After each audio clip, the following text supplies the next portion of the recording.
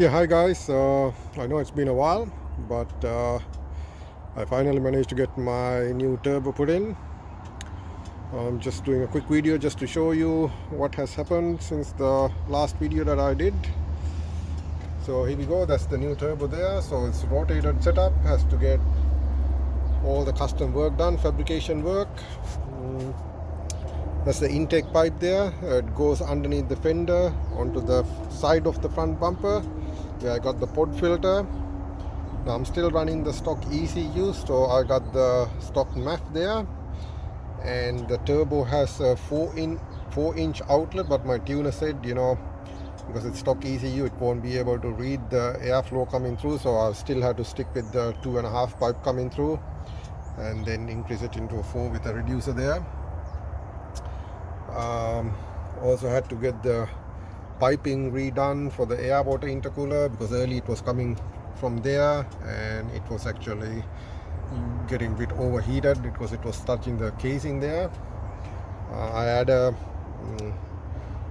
oil filter for the turbo there, and I use this unbraided hoses. Some stage going forward I will actually replace all those lines to a braided line. Even the coolant line there is unbraided, but I've been running it for about a couple of months now, so I haven't actually had issues, and also didn't have any time to do any videos. Sorry about that. Now if you look from there, I don't know if you can see it properly. Where is it?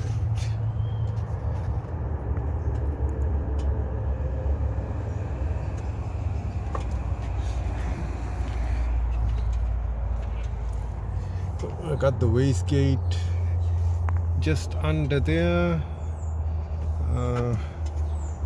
Got the boost solenoid and all these blue lines. It was a tight fit, and currently I'm running a 14 psi spring, and still the stock motor. Done 200 and close to about 226,000 Ks on it, so it's time to get it rebuilt. Now I'm still collecting all the parts, so that's the next project for me.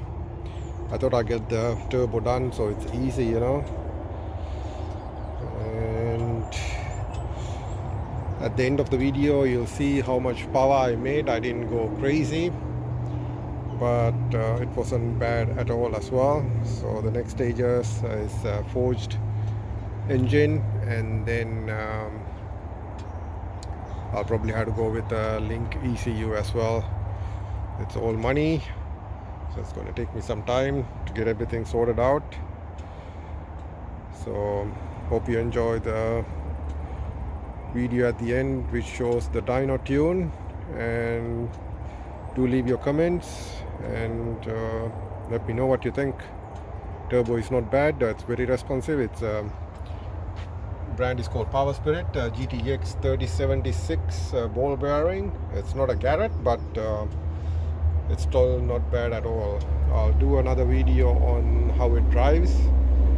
And the other one I managed to do is I actually removed the blow-off valve, so you can see there's no blow-off valve there. What I noticed was even when I shift gears, I wasn't getting any sound from the blow-off valve, and I was kind of like dropping the pressure, because this turbo, the housing in the front is one of those anti-surge ones, so it actually releases the excess pressure.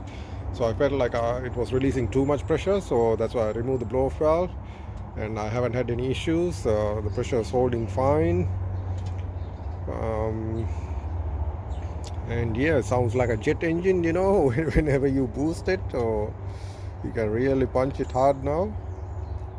But yeah, let me know what you think, and thanks for subscribing guys, and thanks for your support. Cheers.